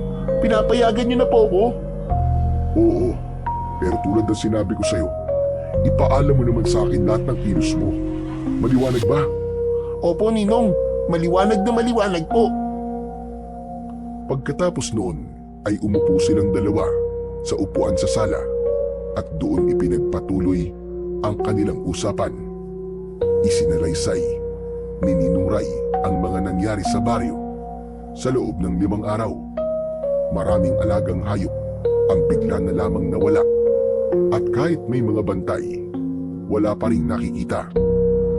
Hanggang sa isang gabi, may nakasaksi mismo at napatunayan nila na hindi naman magnanakaw na tao ang may gawa, kundi mga aswang. Hindi lang isang aswang ang namimeste sa kanilang mga alaga, kundi maraming aswang. Mabilis ang kilos, halos hindi makita ng mga mata. At hindi lang mga hayop ang nawawala. May 2 kabataan na rin ang dinukot at hindi na muling natagpuan. Habang ikinikwento ito ng kanyang ninong, ramdam na ramdam ni Moymoy ang panginginig ng kanyang kamay dahil sa galit. Kaya nga talagang nag-alala ako sa iyo eh. Akala ko'y dinukot ka na at kinain ng mga lintik na aswang na yun. Nako, baka kung sakali baka hindi ako patahimigin ng kaluluwa ng tatay mo. Nangako pa naman ako sa puntod niya na aalagaan kita at iingatan. Tapos magiging pagkain ka lang pala ng aswang. Patawad po talaga, Ninong. Ayos na yun. Asya nga pala, kailangan nating gumawa ng paraan kung paano mapupuksa ang mga demonyong yun. Ngayon pa, hindi natin pwedeng pabayaan ng baryo. Kung hindi tayo kikilos, baka mas marami pa silang madukot at mapatay. Di lalaban tayo, Ninong. Hindi tayo papasindak sa kanila. Tama ka, Muymoy. Kung laban ang kailangan, lalaban tayo. Sasamahan kita. Dalawa tayong haharap sa kanila. Opo, Ninong. Magkasama po tayong lalaban. Biglang tumayo ang kanyang ninong at dumiretso sa silid nito. Tahimik lang na nakasunod ang mga mata ni Muymoy. Ilang sandali pa, lumabas ito na may dala. Hawak nito ang isang sibat na kaparehong kapareho ng sa kanya. Ang katawan ng sibat ay kulay ginto rin. Hala, paano po kayo nagkaroon ng ganyan, Ninong? Parang kaparehas na kaparehas po ng hawak ko Ngumiti si Ninong Ray at isinabit ang sibat para mahawakan ng kanyang pamangkin. Akala mo ikaw lang ang meron yan ha? Ang sibat na yan ay galing din sa liwanag ng kristal na mata. Ninong, paano po kayo nagkaroon ng ganyan? Parang kaparehas na kaparehas po ng hawak ko. Ngumiti si Ninong Ray at iniabot ang sibat para mahawakan ng kanyang pamangkin. Hindi ko po maintindihan. Nung kasing edad mo ko, hinawakan at iningatan ko din ang kristal na yan. At lahat ng nararanasan mo ngayon, maging pagsasanay, ay naranasan ko din noon. Talaga po? Oo, Muymoy. Pinili din ako noon para maging tagapagligtas ng baryo laban sa mga aswang. Hala, ang galing naman. Parehas po pala tayo. Hindi lang tayo ang minsang humawak sa kristal na mata, Muymoy. Una itong iningatan at pinanghawakan ng lolo ko noon. Isa siyang mahusay at kilalang albularyo sa buong bayan.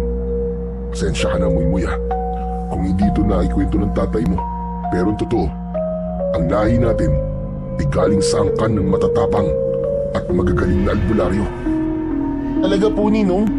Pero kung sa atin nga po pala noon ng kristal, bakit ko pa to nakita sa ilalim ng talon? Noon kasi, Muymoy, naharap din sa panganib ang buong baryo. Malupit at madugo ang laban nun. Kasama ako ni Lolo na nakipaglaban. At nang matapos namin ni Lolo ang gulo, sinabi niya na pinakamainam ay isauli ang kristal sa tunay nitong tagapangalaga, kay Diwata Luwalhati. Ganun po ba? Oo. Alam mo kasi, paulit-ulit lang ang ikot ng kasaysayan ng kristal na mata. Kung ano ang naranasan mo ngayon, halos ganun din na nangyari sa akin at sa lolo ko. Kapag may dumarating na kaguluhan o panganib, laging may isang tao mula sa ating angkan ang nakakatagpo sa kristal at napipiling humawak nito. Kaya masasabi na rin na parang ipinapamana ito. Paano po nangyari yun? Bakit sa lahi natin? Bakit hindi po sa iba? Ayon sa kwento ng lolo ko noon, ang kristal na mata ng Diwata ay ninakaw ng mga aswang mula sa Diwata. Ginamit nila to para palakasin ang kanilang lahi. Pero isang gabi, ninakaw ito ng ninuno natin na yun at ibinalik daw sa Diwata. Sa tuwa naman ng Diwata, nangako ito na walang magmamay-ari ng kristal na mata kundi ang ninuno natin at maaari itong ipasa sa bawat dadaang henerasyon. Ibibigay ito sa karapat-dapat na magmana. Kaya kahit itapon pa yan sa ilog ng paulit-ulit, ang bagsak pa rin yan, ibibigay pa rin ng Diwata sa taong kabahagi ng ating angkan sa tuwing magkakaroon ng banta ng panganib. Kaya pala, kung ganun hindi talaga aksidente ang pagkakasumpong ko sa kristal. Kaya ako ang pinili kasi galing ako sa angkan na nakatali na sa kapangyarihan nito. Tama ka, Muymoy. Ang dugo ng ating angkan ang isa sa dahilan. At ngayon, nasa iyo na ang pagkakataong ipagpatuloy ang sinimulan ng ating mga ninuno. Opo, Ninong. Gagawin ko po ang lahat para magampanan po ang responsibilidad na ito. Nagpatuloy pa ang kwentuhan nila. Masayang inalala ni Ninong Ray ang nakaraan. Noong kabataan pa lang niya. Alam mo ba, na hindi lang ang diwata ang kakilala ko. May naging kaibigan din ako noon na isang tikbalang, isang kapre at isang diwende. Mababait ang mga yon, pero mahilig sa kalokohan. Madalas kaming magbiruan. Minsan pa nga nagpapaligsahan pa kami ng lakas at abilidad. Oo nga no, kumusta na kaya ang mga yon? Totoo po, naging kaibigan niyo sila. Oo, bakit? Baka po sila yung nagsanay sa akin. Kaya pala mababait din sila sa akin at hindi ako tinatakot. Matagal ko na silang di nakikita. Kumusta na ba sila? Ayos lang po. Mukha pa rin naman silang malalakas at mukhang kapre at tikbalang pa rin po.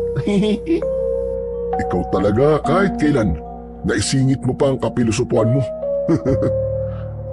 Pinapatawa ko lang po kayo. Ay, siya nga po pala, Ninong. Nung lumaban ka po sa mga aswang, nahirapan ka po ba? Aba, oo naman. Kaya nga halos ayaw ko rin talaga na pati ikaw magmana pa niyan Kasi mahirap talaga makipaglaban, lalo na kung madugo. Sa tingin niyo po ba'y kakayanin ko, Ninong? Hinawakan ni Ninong Ray ang kanyang balikat at tumitig ng diretsyo sa kanyang mga mata. Kakayanin mo, Moymoy. Hindi ka nag-iisa. Tandaan mo, habang humihinga pa ako, hindi kita iiwan. Ang mga aswang ay malalakas, mabilis at mapanlinlang. Pero kakayanin mo sila, Moymoy. Sigurado ako dyan. Magtiwala ka lang sa sarili mo at taglay mo kapangyarihan. Opo, Ninong. Sige po, tatandaan ko po ang lahat ng sinabi niyo. Magtiwala sa sarili. Ngumiti si Ninong Ray. Ngunit bago pa man ito ulit makapagsalita, ay dumating si Mang Lando. Hingal na hingal ito at pawis na pawis. Medyo nanginginig din ang katawan. Tao po! Tao po! Ray! Nandiyan ka ba? Pagpasok niya sa loob ng bahay, ay nagulat ito nang makita si Moymoy. Oh, Moymoy! Nandito ka na! Saan mo siya nahanap, Ray? Umuwi po dito. Nakatakas daw sa aswang.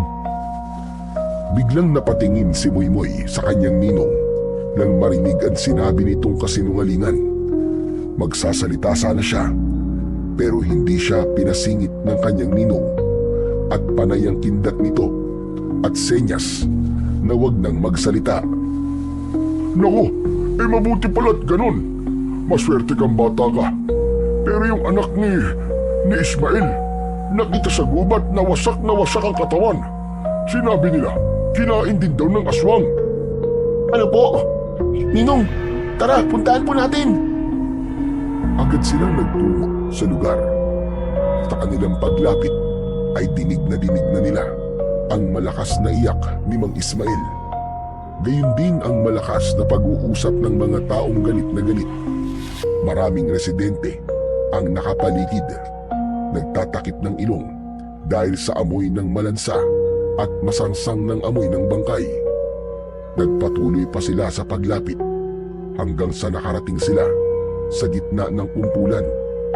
Nakita nila si Mang Ismael nakaluhod sa lupa.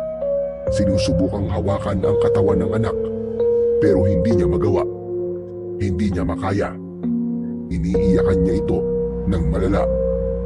Ang katawan ng biktima, wasak ang dibdib hanggang tiyan. May bakas ng kagat sa leeg at nilapa ang lahat ng laman. Anak ko! Diyos ko, bakit ganito? Anong kasalanan namin? Sino may gawa nito sa anak ko? Anak, gumising ka. Hindi ka maaaring mamatay. Anak ko!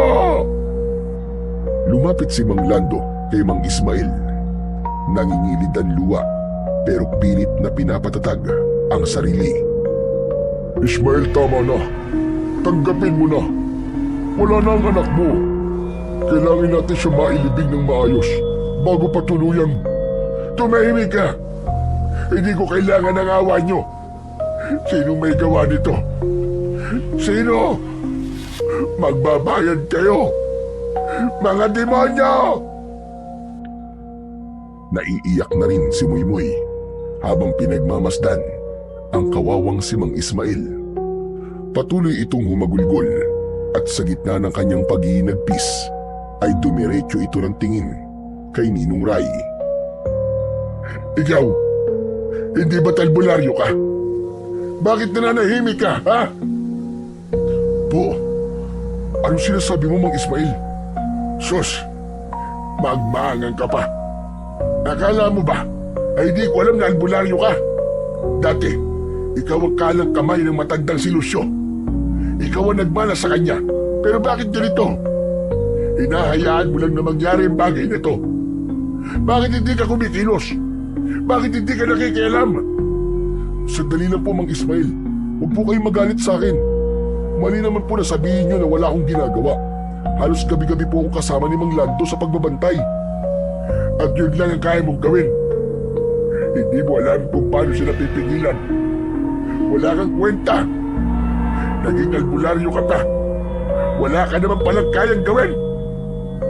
Mang Ismael, tama na po. Huwag niyo pong pagsalitaan ng ganyan ng ninong ko.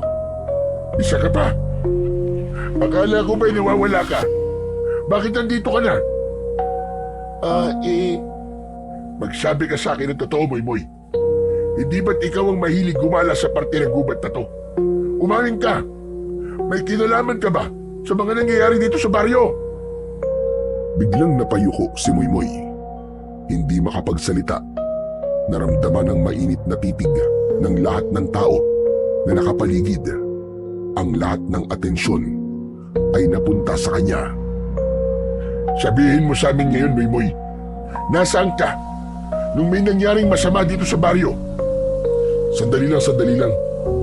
Bakit ganyan ang tanong niyo sa bata?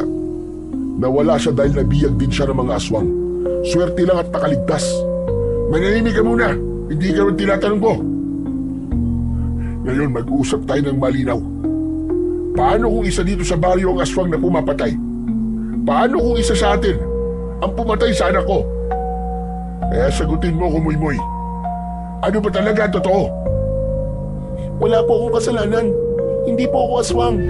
At hindi po ako ang pumatay sa anak niyo, Mang Ismael. Talaga ba? Kung ganun, bakit mo palagi ka namamasyal ng walang takot sa gubat at sa kung saan-saan? Saka sa lahat ng mga bata dito sa baryo, ikaw lang ang hindi nakikihalubilo. Palagi kang mag-isa. Palagi kang gumagala kung saan-saan. Tapos bigla kang nawawala at darating na parang wala lang. Mga kasama, hindi ba't kayo nahinala ang batang ito? Ismael, huminahon ka. Huwag mo namang pag-isipan na masama yung bata. Narinig ni Moymoy ang mga bulungan ng mga tao sa paligid. Bagamat pabulong, malinaw sa kanyang pandinig ang bawat salitang binibitiwan nila. May isang residente ang nagsabi na tama si Mang Ismael dahil palaging nawawala si Moymoy. Nagsimula ng mag-ingay ang mga tao. May mga nagsabi na kailangang palayasin kung talagang siya ang may kasalanan. Napatingin si Ninong Ray kay Moymoy. Kita rin ang takot sa mga mata niya. Nag-alala siya sa maaaring gawin ng mga tao sa kanyang pamangkin. Kaya naman tumayo siya sa harap ng lahat at tinaasan ang kanyang boses. Tama na! Tama na! Natatakot na ang bata sa mga ginagawa at sinasabi niyo. Huwag kayong basta-basta ng bibintang, lalo na kung wala naman kayong ebidensya. Lahat naman tayo dito nasasaktan na. Lahat tayo natatakot. Pero hindi ibig sabihin nun na pwede na tayo magturo ng kahit na sino. Paano kung inosente siya? Si Moymoy, hindi siya isang aswang. Matagal ko na siyang kasama. Ako nag-aalaga sa kanya. Kaya alam ko ang totoo. Humina saglit ang ingay ng mga tao. pero may ilang pa ring hindi kumbinsido. Mga kababaryo, tama si Ray. Huwag naman ganyan. Ako mismo bilang kapitbahay nila, alam ko na inosente itong bata. Oo, hindi siya mahilig makihilubilo sa iba. Pero mabait at magalang na bata ito.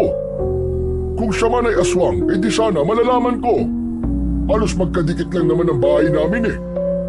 Saka kami sana ang unang madadali niya, pero hindi. Kaya alam kong inosente siya. Makinig kayong lahat mga kababaryo. Hindi si Moymoy ang dapat niyong kamuhian. Ang tunay na kalaban ay naroon lang sa lungga niya at naghihintay ng sunod niyang biktima. Kung ipagpapatuloy niyo ang pagbibintang niyo sa sarili niyong kababaryo, mas lalo lang kayo madadala sa takot. At habang nag-aaway-aaway tayo dito, sila, yung mga hayop na aswang na yun, pinagtatawanan tayo. Dahil kung kailan kailangan nating magkaisa, ay saka pa tayo nagkawatak-watak. Natahimik ang karamihan, maski si Mang Ismael ay walang nagawa, kundi ang humikbi at muling humagulgol ng iyak. Ngunit si Moymoy, ramdam pa rin ang ilang mga matang nakatitig sa kanya. Hindi tayo pwedeng maging ganito na lang palagi. Kailangan natin pagbutihin pa ang pagbabantay. Kailangan natin magkaisa. Kailangan natin tulungan ang mga sarili natin para malagpasan ang dilubyong ito. Marami ang tumango sa sinabing yun ni Mang Lando. Ilang sandali pa, nang dumating na ang mag-aayos ng bangkay, ay unti-unti na ring nagsiuwian ang mga tao sa kani-kanilang mga bahay. Kanya-kanya sila ng kumpuni. Inayos ang mga pintuang sira. Nagpukpok ng ilang sarado at tali sa kanilang mga pintuan at bintana. Ang iba naman ay naglagay ng mga bawang sa mga bintana at nagsaboy ng asin sa itaas ng bubong. Takot na takot ang lahat. Pagdating ng alas 5 ng hapon, ay wala nang lumabas ng kanilang mga bahay.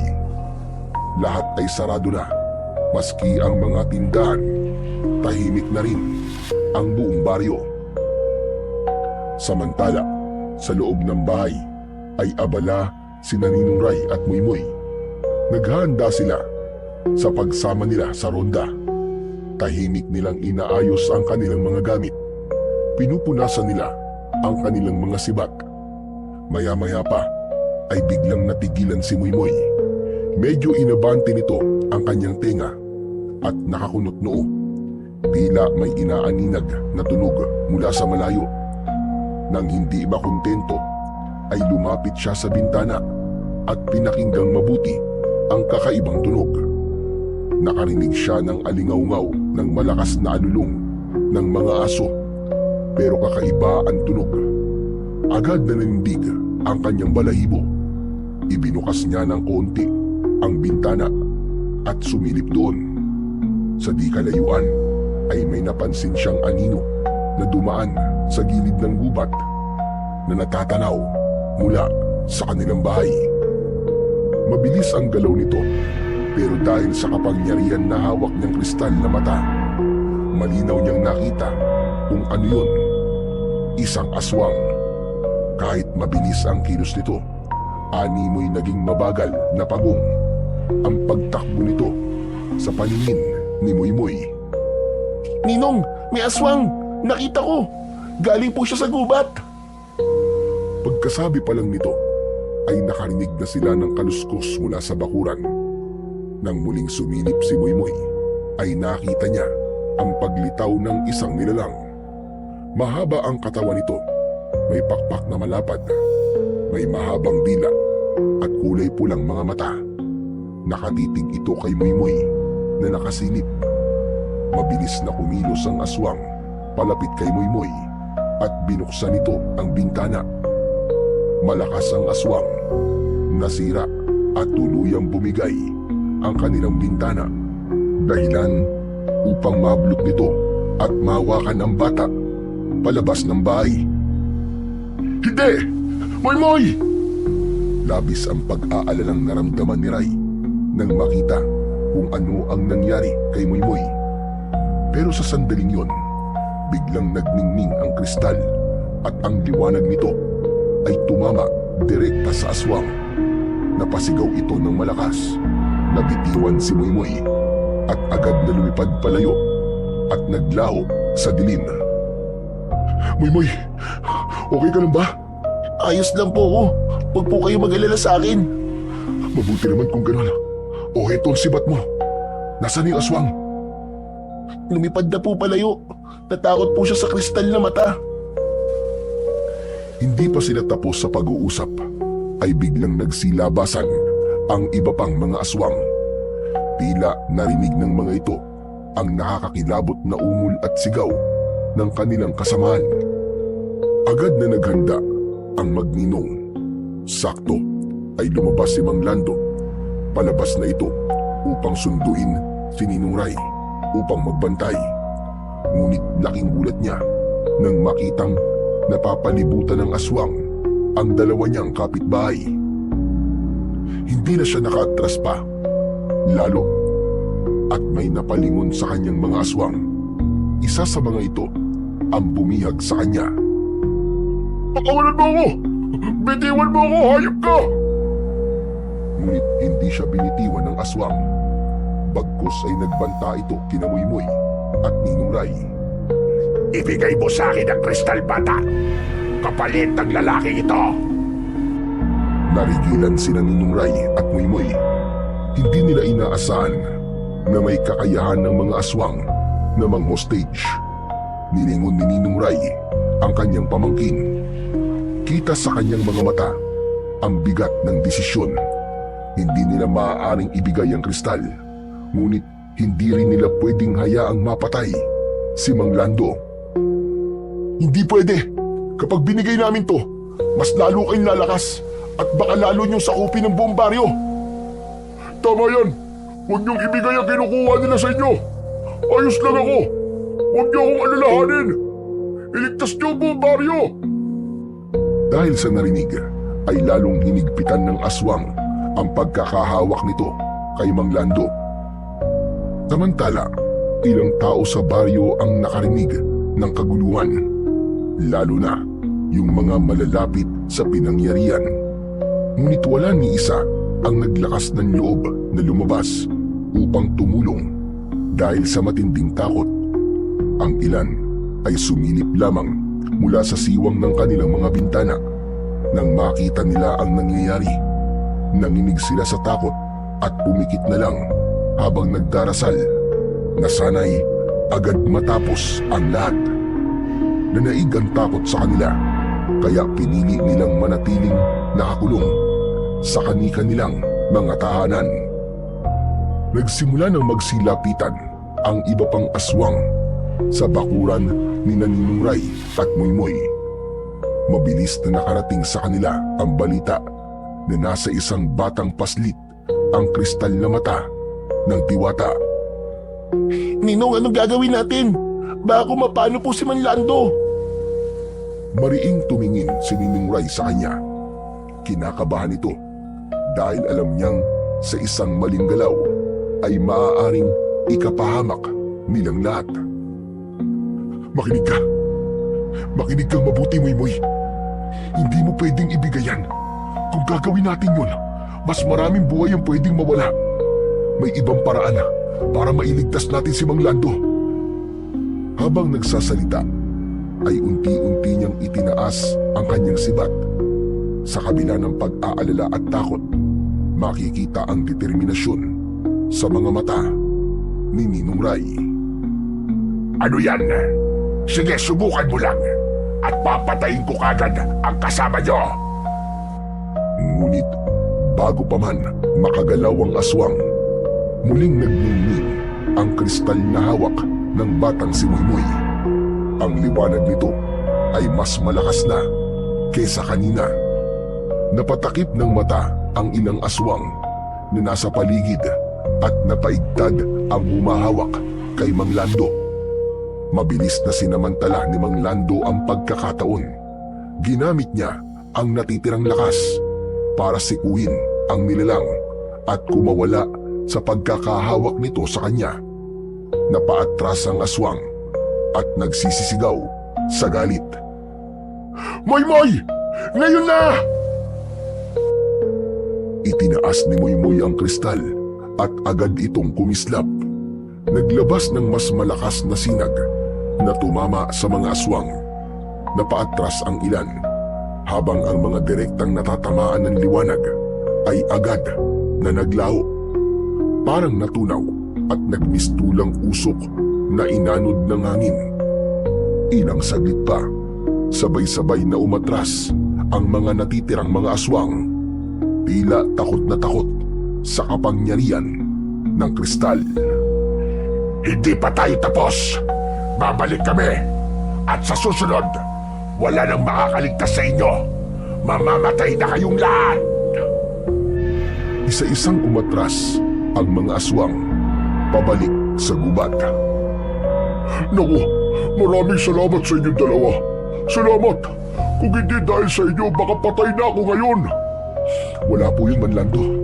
Magkakapit-bahay po tayo. Kaya kailangan nating magtulungan laban sa mga aswang. O paano? Ano na ang plano nyo ngayon? Susundan namin ang mga aswang. Kailangan nilang pagbayaran ang mga ginawa nila sa ating baryo.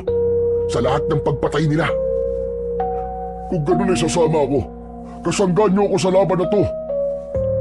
Bago sila umalis, ay napansin nilang nagbukas ng kanilang mga bahay ang kanilang mga kapitbahay. May mga lumabas, bit-bit ang kanilang mga sandata, mga itak, mahahabang punyal, sibat at mga pana. Nilapitan nila ang tatlo. Nagsisisi sila na di lumabas kagad dahil sa takot. Ngunit nang masaksihan nila ang kabayanihan ni Ninong Ray at Moymoy, ay nagising ang kanilang mga loob. Humingi sila ng tawad at sinabi na handa na silang makiisa. Tara na po! Tumakas na po ang mga aswang! Baka hindi na po natin sila maabutan! Agad na naglakad ang mga tao papunta sa gubat. Ngunit nang mapansin ni Moymoy na papalayo na ang mga ito, kaagad niyang tinawag ang kanyang kaibigang Tikbalang. Dumating naman ito kagad. Kinalabit niya ang kanyang Ninong Ray at nagulat ito nang makita ang Tikbalang. Nakangiti ito sa kanya at bumati. Subalit kailangan nilang magmadali. Agad na sumakay si Moymoy sa katawan ng Tikbalang at sa isang pisap mata, biglang nawala sa paningin ng lahat ang bata. Agad na nakalayo ang dalawa. Halos hindi na naaaninag ni Ray kung gaano kabilis ang pagtakbo ng Tikbalang. Hindi nagtagal, naamoy na ni Moymoy ang masangsang na halimuyak ng dugo at laman ng aswang. Sa dulo ng kagubatan, tanaw nila ang mga aswang na tumatakbo. Nagmamadali ang mga yon na makalayo, ngunit hindi sila nakatakas. Sa isang iglap, humarang sila sa daraanan ng mga aswang. Nagulat ang mga aswang, ngunit hindi sila nagpasindak kay Moymoy. Handa din silang labanan ito, maski may hawak itong isang malakas na kapangyarihan. Unang sumugod ang isang aswang. Mabilis na lumipad patungo sa bata. Ngunit bago pa ito makalapit, ay lumundag ang Tikbalang at tinadyakan ito ng malakas. Tumilapon ang nilalang at bumagsak sa lupa. Tumayo naman ng tuwid si Moymoy. Itinaas ang kanyang sibat. Naglabas ng liwanag ang kristal at ang buong katawan ng bata ay ginapangan ng liwanag na yun hanggang sa hawak niyang sibat. Kung ito ang kapalaran ko, tatapusin ko na kayo ngayon! Ganyang inihampas ang sibat at tumama ito sa ulo ng isang aswang. Sa lakas ng tama, agad na nabasag ang bungo nito at nagkapira-piraso. Sabay-sabay naman sumugod ang iba pang mga aswang na naroroon. Ngunit biglang nag-alab ang kapangyarihang ipinagkaloob ng diwata. Mula sa sibat ni Moymoy sumiklab ang isang gintong apoy. Bagamat umaapoy ang sibat at kumikinang ang kristal, hindi siya nasusunog o napapaso man lang. Ito na ang inyong katapusan, mga kampo ng kadiliman! Isang aswang ang biglang sumugod mula sa itaas, ngunit mabilis na inikot ni Moymoy ang kanyang sibat. Tumama ang apoy dito at agad na nagliyab ang buong katawan ng halimaw hanggang sa maging abo. Agad namang lumingon ang bata nang naramdaman niya na may isa pang aswang na papasugod mula sa kanyang kanan. Walang pag-aalinlangang sinaksak niya ito gamit ang hawak na sibat. Sunod-sunod pa ang naging pag-atake ng ibang mga aswang. Ngunit isa-isa silang bumagsak. Nilalamon ng apoy at liwanag na nanggagaling sa sibat at sa kristal. Hanggang sa huli, isa na lamang ang natirang aswang. At sa takot, sinubukan itong tumakas. Aba't tatakas ka? Ito ang sayo! Ibinato niya ang sibat. Tumama ito sa aswang na lumilipad. Tumagos ang pagkakatusok nun mula sa kanyang likod hanggang sa kanyang dibdib. Napangiti ang batang si Moymoy. Bagamat hingal at pagod, agad niyang inutusan ang sibat na bumalik sa kanya. Sakto naman nang mahawakan niya ang sibat ay biglang nagdatingan ang mga tao. Laking pasasalamat nila nang makitang patay na ang ibang aswang at may nakita din silang bakas ng mga sunog at alikabok ng mga aswang. Sa gabing iyon ay natapos ang matinding labanan. Ang mga tao ay unti-unti nang nagsiuwi sa kanilang mga tahanan matapos masaksihan ang tapang ng bata. Hindi sila makapaniwala na isang bata ang kumalaban sa mga aswang at tinalo ang mga ito. Nakauwi na din ang tatlo.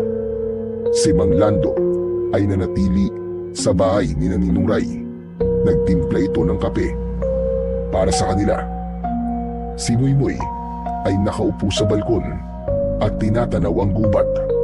Nang makitang tahimik na ang kagubatan at wala nang anumang banta na nakikita, napatingin siya sa kanyang suot na kwintas. Ang kristal na mata ay mahina na ang sinag. Ang galing mo! Alam mo bang mas matapang ka pa pala kaysa sa akin nun? Hindi naman po. Totoo ang sinasabi ko, iho. Mas matapang ka talaga. Dahil ako nun, kasama ko sa laban ng lolo ko, pero ikaw, nagawa mo ng mag-isa. Natalo mo silang lahat ng mag-isa. Nagawa mo ang tungkulin ng napakahusay. Napangiti si Moymoy sa sinabi ng kanyang tito Ninong. Wala siyang masabi sa papuri sa kanya. Masaya siya sa kanyang naririnig. Maya-maya pa ay lumapit na si Mang Lando. May dala itong 3 tasa na may lamang kape at gatas naman ang para kay Moymoy. Salamat sa iyo, Moymoy, ah. Salamat sa inyong dalawa. Kung hindi dahil sa inyo, sigurado akong di titigil ang mga aswang na yun na manamantala dito sa baryo natin. Akalain nyo, napakadami pala nilang aswang. Kaya nga po pero wag po kayo mag-alala. Magiging tahimik na po ngayon ang baryo natin. Dahil wala na po ang mga aswang. Kaya nga, at dahil sa iyon, at dahil sa inyo, manunumbalik na ang kapayapaan at katahimikan dito sa ating baryo. Tahimik silang uminom ng kape. Napangiti si Mang Lando. Buti na lang at natapos din ang bangungot na ito. Sa wakas, makakainom na ulit tayo ng kape na walang kaba sa dibdib. Oo nga, kahit mapait ang kape, matamis pa rin ang pakiramdam dahil alam nating ligtasan lahat. Si Moymoy naman ay masayang nakatingin sa kanilang dalawa. Para sa kanya, simple lang ang sandaling yun. Pero napakahalaga. Samantala, makalipas ang ilang araw, habang siya ay nag-iisa sa bahay, ay naisipan niyang dalawin sa may talon ang kanyang mga kaibigan. Pagdating pa lang niya doon, ay nagpakita na sa kanya ang diwata, ang kapre, diwende, at ang tikbalang. Moy, tapos na ang tungkulin ng kristal na mata sa'yo. Panahon na para ito ay ibalik. Tumahimik si Moymoy. Hindi niya alam kung matutuwa siya o malulungkot. Ang kapangyarihang yun kasi, kapag nawala sa kanya, alam niyang pati ang mga kaibigan niya ay hindi na niya makikita. Katulad ng kanyang ninong Ray, ala-ala na lang ang matitira sa kanya. Ngunit naiintindihan niya ang sinabi ng diwata at kailangan niya yung gawin. Heto na po ang kristal. Mahal na diwatang luwalhati. Maraming salamat po. Dahan-dahan niyang inabot ang kristal na mata sa diwata, at nang mahawakan ito ng diwata, bigla itong nagningning bago tuluyang naglaho na parang usok. Ilang saglit pa, marahang inalis ng diwata ang piring sa kanyang bulag na mata. Napanganga si Moymoy nang makita yun. Hindi siya makapaniwala na ang simpleng pagbabalik ng kristal ay nagdulot ng ganung himala. Mahal na diwata, napakaganda po ng inyong mata. Napakaganda po ninyo. Ngumiti ang diwata kay Moymoy. Marahan na inaplos ang buhok ng bata. Dahil sa kabutihan ng puso mo at sa sinabi mong yan, gagantimpalahan kita. Mananatili sa iyo ang inahan sa aking kapangyarihan, lalo na ang kakayahang magpagaling sa mga taong nais mong tulungan. Talaga po? Naku, maraming salamat po, mahal na diwatang luwalhati. Pagkasabi niya nito, bigla siyang nakaramdam ng matinding antok. Napatikit siya ng usap, at nang muli niyang idilat ang kanyang mga mata, ay nasa sariling higaan na siya. Pagkapa niya ng kanyang leg, ay wala na sa kanya ang kanyang kwintas. Lumabas siya ng silid at nakita niya sa sala ang kanyang tito Ninong. "Oh, mabuti naman at nakauwi ka na. Saan ka na naman ba galing, bata ka?" Ay, pasensya na po, Ninong. Last na po yun. Naisoli ko na po ang mata ng diwata. Agad na naunawaan ni Ninong Ray ang sinabi ng bata. Tahimik na ngumiti si Moymoy, at agad na sinabi sa kanyang ninong ang gantimpalang kanyang natanggap mula sa diwata. Ang kapangyarihang makapagpagaling ng karamdaman. Dahil sa sinabing yun ng bata, ay nagsimula silang dalawa ng kanyang ninong Ray na tumanggap ng mga nagkakasakit na kababaryo. At totoo ngang sa pagtutulungan nila, nagagawa nilang pagalingin ang mga taong may sakit. Lumipas ang maraming taon, naging binata na si Moymoy. At sa loob ng maraming taong lumipas, silang dalawa ng kanyang ninong Ray ay naging tanyag at nakilala bilang mga magagaling na albularyo